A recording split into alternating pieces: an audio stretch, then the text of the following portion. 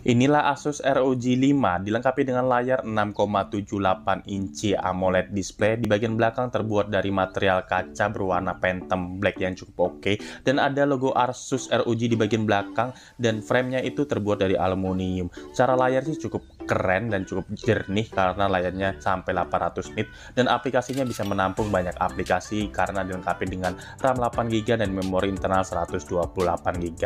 Cara layar sudah cukup oke, dan kamera depannya dilengkapi dengan 24 megapiksel, walaupun nggak terlihat karena backgroundnya atau wallpapernya hitam, itu nggak kelihatan. Di bagian kanan ada volume button dan ada satu buah tombol power, ada logo air trigger di bagian kanan dan di bagian kiri memudahkan kita dalam bermain game, dan ada tambahan satu buah lubang mic kalau kita lagi streaming. Di bagian bawah terdapat USB Type-C tipe 2 dan satu buah lubang mic untuk telepon dan 3,5 mili jack audio.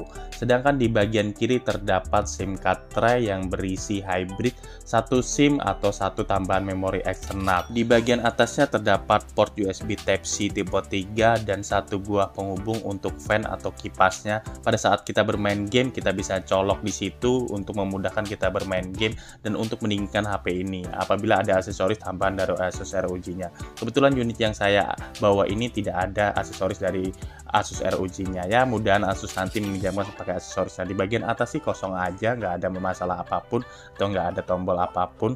Ya, cukup polos sih kalau di bagian atas. Sedangkan di bagian belakang bodinya ini yang cukup menonjol. Dengan logo ROG-nya bisa menyala seperti ini, kelihatan banget bahwa ini HP khusus gaming. Dengan desain yang elegan dan logo ROG yang menyala di bagian belakang saat kita operasikan atau saat kita bermain game, ini cukup mengundang perhatian masyarakat atau mengundang perhatian teman-teman kita saat bermain game. Orang pasti tahu kalau HP ini HP ROG.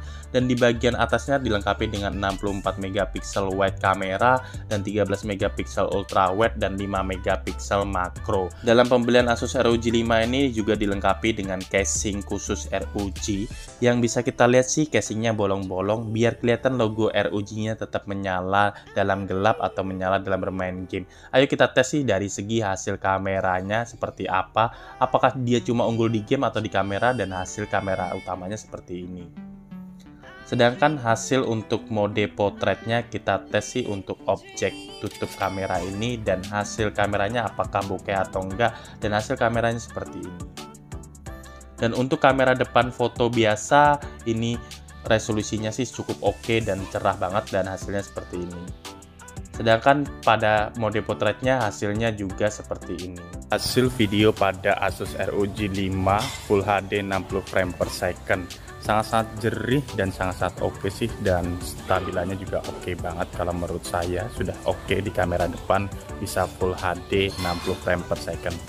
Karena ini adalah hasil untuk Full HD 60 frame per second. Untuk kamera belakangnya cukup stabil dan cukup oke, bisa dipindahkan dari lensa yang biasa ke wide langsung, jadi cukup oke. Ini bisa kita pindahkan lagi, ya cukup oke lah, bisa dipindah langsung dalam mode video.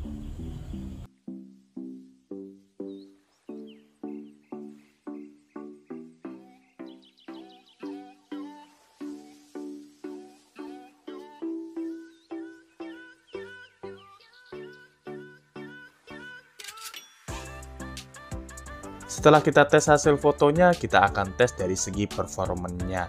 Dan performa di HP ini akan kita tes dalam berbagai macam permainan. Dan saya sudah download berbagai macam game. Yang pertama itu Genshin Impact, Mobile Legends, PUBG, Need for Speed, dan bahkan PES. Saya sengaja install banyak game untuk tes dari segi kemampuannya.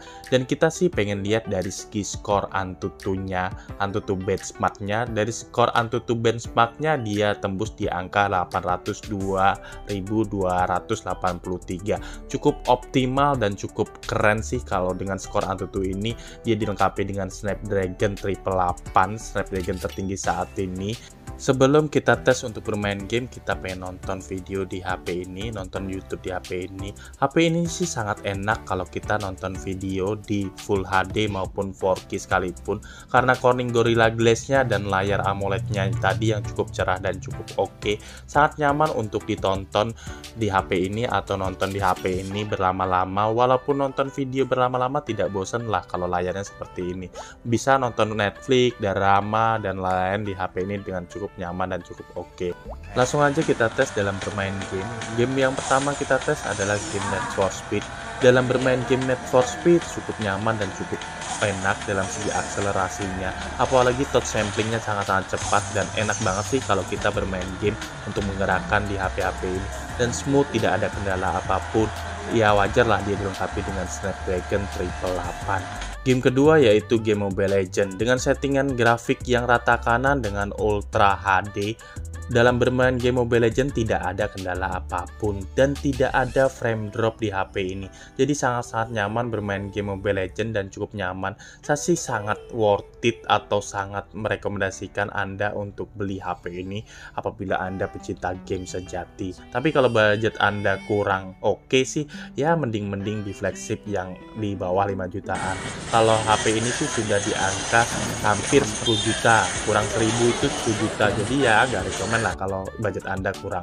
Dan ini bermain game ketiga yaitu Game Pass. Game Pass juga cukup nyaman, tidak ada kendala apapun dan touch samplingnya juga oke. Ini bisa kita lihat sih untuk bermain Game Pass seperti ini.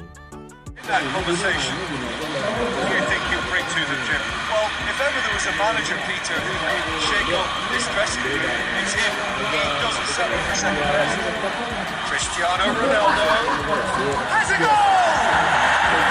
Keempat yang kita tes adalah game PUBG dan dia bisa di mode Combat Ultra HD atau Lobby Ultra HD. Sebenarnya bisa lebih tinggi dari itu kalau resource-nya sudah ke-download, dan ini kita sampai Ultra HD aja dulu karena baru terdownload di Ultra HD. Jadi untuk bermain game PUBG sih sangat-sangat worth it untuk Ultra HD yang pastinya memanjakan mata banget, dan kelihatan sih suaranya yang cukup menggelegar. Anda bisa dengar sendiri seperti ini untuk bermain game PUBG.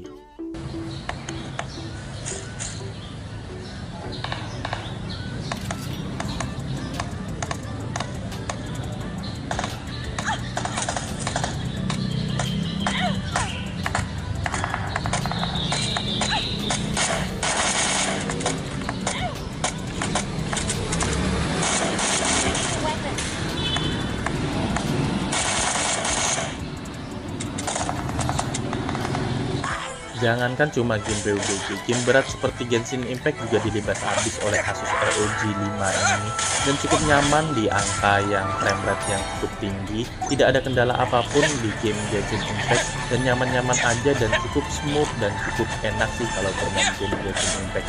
Sayangnya bermain game 30 menit atau ya hampir 1 jam itu berkurang antara 12-15%.